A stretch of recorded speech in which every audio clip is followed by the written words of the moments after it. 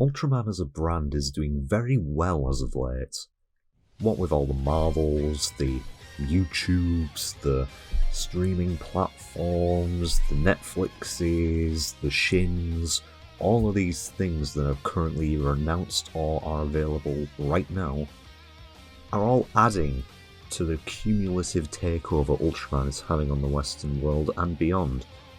But then again, there's always going to be those times where we think maybe a little bit more could be done.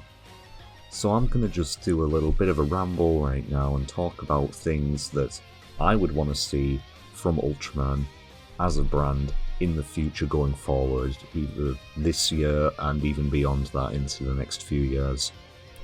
Clearly, you probably would have been able to figure that out if you had eyes to read, which if you didn't have eyes to read, you wouldn't have been able to click the video in the first place, so just like, you're here for this, so just watch and listen, alright? A big point that I'd like to make, this given the wider tokusatsu community in general, is to give Ultraman as a whole, as a collective brand, more credit. Because I feel that even though, arguably, if Ultraman didn't exist, shows like Rider and Sentai would not, just like people don't really give two shits who are on the Rider or Sentai side of things. Not everybody. I'm not trying to say that everyone who likes Rider and Sentai doesn't like Ultraman or discredits it, but there are the people who do, which I think fair enough if you've tried Ultraman and genuinely don't like it, but if you're just not going to watch it for no reason or for a contrived reason, like just because it's bad, because you've heard it's bad from other people who say it's bad on the same prejudices that they just think it's bad, then that's not going to get anyone anywhere. So any point of Ultraman, I honestly think, should be recognised more, even the bits that I don't like some of the more recent stuff that I found to be weaker than what we had previously. Still, if we can bring more people into this, it will give Tsuraya as a company more of an opportunity to bring more localization projects over, plus provide even more enjoyment than what people already get watching other toku shows from Toei. This could also apply to, say, Godzilla fans or kaiju movie fans as well, like Kong, or if you're into Raigo or Death Kappa, sure. But yeah, bringing more people into Ultraman in any way. I will try and help shape this through these videos as well, but I can't promise anything. Yeah, just increasing in the fan base, because just as a little aside to this, don't be afraid to join us. Like, I have not seen a single bit of unironic toxicity come from anyone in the Ultraman fan base, and I'm not just speaking as a biased member myself, I'm speaking as an actual human being saying to you right now that there is little to no toxicity from what I have seen on an unironic level in the Ultraman community.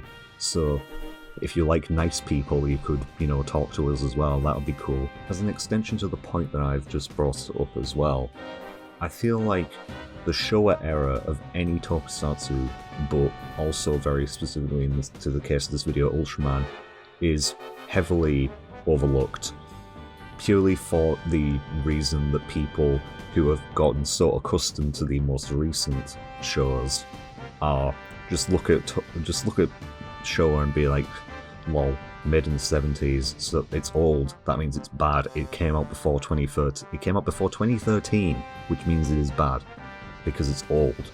Like, no, like, age does not equate to quality in anything, and just because you'd think some of it looks cheesy, it shouldn't really be a detractor in my eyes. What makes a good show is the combination of visuals, storytelling, and characters. If you have those three things and they all work together, then it's all good. But if one particular aspect of the visuals doesn't suit your tastes, that doesn't mean you should just discredit the entirety of the era. Like, again, these shows that you like nowadays would not be a thing would if this era did not exist. So even if you don't plan on watching it, which I'd honestly suggest you would, like, watch Leo, please, at least respect the fact that it's there at all and don't just discredit it. In saying that though, Ultraman is probably the most consistent when it comes to respecting its history. But that doesn't mean that you should just neglect to watch where these came from, because the storytelling and even some of the episodic natures of some of the shows are all just really good. That yes, Taro is in this and Taro is a fucking piece of shit, but all of the rest of them are at least decent. Just avoid Taro and watch Leo instead. I genuinely, really, truly hope that Ultraman Trigger is not the official name of the 2021 Ultraman character. Why? Because Ultraman Trigger is legitimately a really fucking stupid name. Like, it's the only Ultraman name that, if it is official, would sound dumb. Like, actually just terribly dumb. Of course, this is just an opinion, but it's just like, it's a noun. Like, nouns, no! Yeah, it just definitely wouldn't work. I don't see how it could work, to be quite honest, as a name. Like, who looks at their kid and just like, damn, that looks like a Trigger to me. Plus, should this be the official name, it will spawn so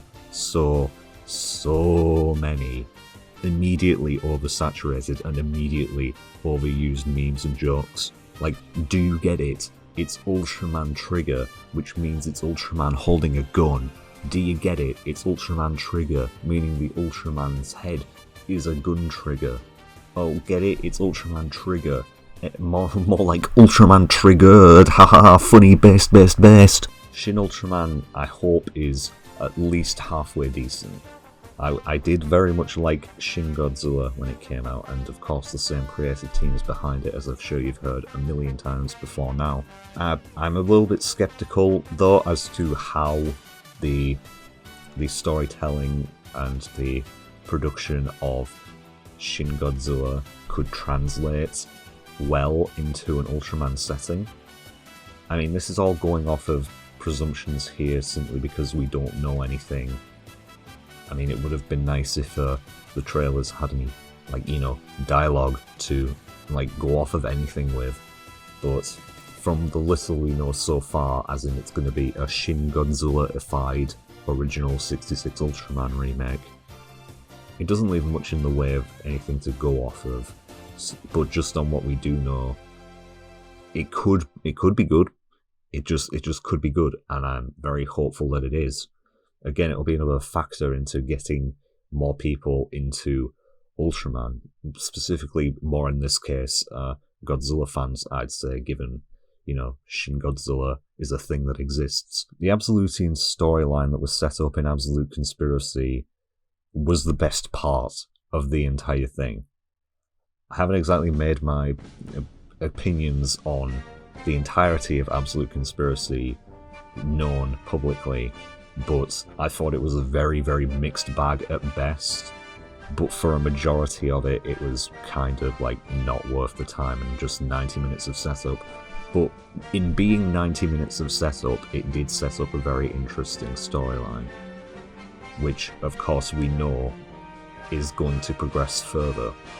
But what I'm hopeful for is that the storyline doesn't just happen exclusively in Ultra Galaxy Fights branded shows. It leaks into and becomes a main point of other multimedia like movies or the new TV shows. Yes, the TV shows should be telling their own story on their own, but it would be nice to see a continuation of this storyline progress through the actual shows at the same time as other materials. It should be developed as well as it possibly can be, because just from what we were given in Absolute Conspiracy, we got 3 beginning episodes that were completely superfluous to the entire story, that meant nothing. 2 episodes that did some tomfuckery with the timeline that I was really not happy with. And then the rest was just kind of there to set things up. So if they actually go forward with this storyline in a meaningful way, I'd be very much happy and they don't drop it. I know they won't drop it, but like, I don't want this to be over soon. I feel like this can be something that goes on for several years through several different multimedia facets. Tsuburaya Imagination going worldwide. As I mentioned in the previous video where I gave the introduction to the Imagination service, at one point I described the fact that in various tweets, Tsuburaya's official English Twitter was sending out messages that could imply the fact that they're planning to localize this. But again, as I mentioned in that video, it could take several months minimum, purely given the amount of things that would have to be subtitled and translated, plus all the things that they're currently working on, and they might even have to throw in some things exclusive for a English-speaking audience, so who knows. And again, I'll be lucky if I get it here in Britain, but yeah, fingers crossed on that one, I suppose. Hey everyone, it's Pacific Zilla here, and today I have the honor of partaking inside Drixar's new video. So here are my thoughts on the topics given. The first topic I'll give my perspective on is people giving Showa a chance. Honestly, I know some people may think that Showa is too childish or does not have the best effects, but I believe it is worth giving a shot. The stories are great, and these shows are truly the building blocks of the Ultraman franchise. I believe that they are fun to watch. While not all are excellent, they can be nonetheless very enjoyable.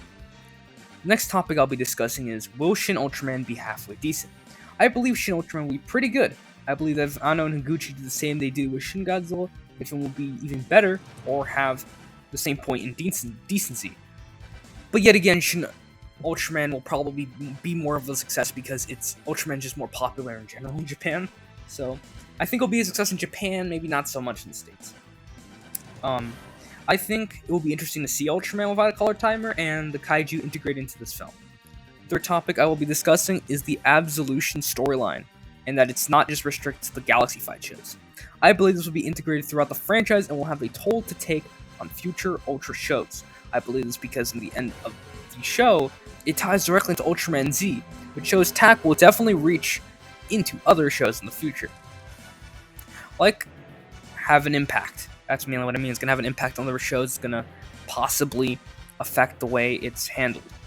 And the last thing I want to talk about is people taking Ultraman more seriously, and then my hopes for the franchise. I honestly think this series should be taken way more seriously. It's not just a franchise for little kids to watch and see men in rubber suits fight monsters. I believe this show teaches lessons, conveys great emotions, has amazing characters, and astonishing effects. This show is also the inspiration for many of the most popular franchises such as Pokemon, Evangelion, Kamen Rider, and Sentai. We probably would never have had so many great franchises if it was not for Ultraman's influence on these franchises. My hope for the franchise is that more people will appreciate the value the show has. I would love this show to also spread more to Western audiences and get a bigger audience in the future. Anyways, that's all I have to say. Have a great day, and thank you, Cedric, for allowing me to partake in this experience. For Fusions to just end, like, I'm tired of seeing it. Like, it worked for Orb because, like, it was an anniversary show, and it didn't really make sense in the storyline or anything like that, but it had more reason to exist given Orb's character during the show than it did any time after that. Jeed took it way too far with the fusions being required in order for him to access a form. Like, he just cannot be in his original early style Belial looking form ever. He has to fuse in order to exist, which is just, I hate it. And then Rube took it even further beyond the mark because there was literally no reason ever, like, explained in the show or from a production standpoint, to have the elemental powers that the Rube brothers used be infused with the powers of previous Ultraman, especially ones that didn't make a goddamn fucking bit of sense. Tiger was like, it wasn't a fusion at all, and so of course that doesn't count, and people wonder why Tiger is my favourite new gen. But Zed, again, like, why? There is literally no reason to do this fusion gimmick again, but they did it again. like narrative-wise, it's never explained. It's just like, oh yeah, if you do that, it'll give me the powers of these. But like, there's no actual reason as to why these things existed in the first place. The medals, I mean. Why the Z-Riser exists in the first place. Why fusions are required when they are not required, because Zed can just use his original base form at any time he pleases. But doesn't. Ever. Until the finale.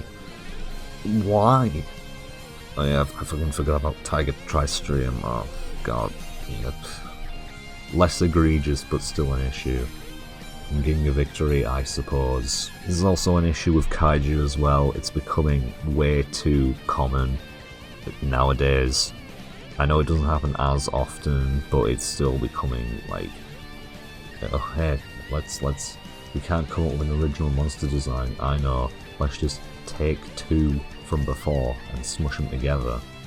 Like, it works for things like Tyrant because the Tyrant's just cool, but Belial Fusion Kaiju, why?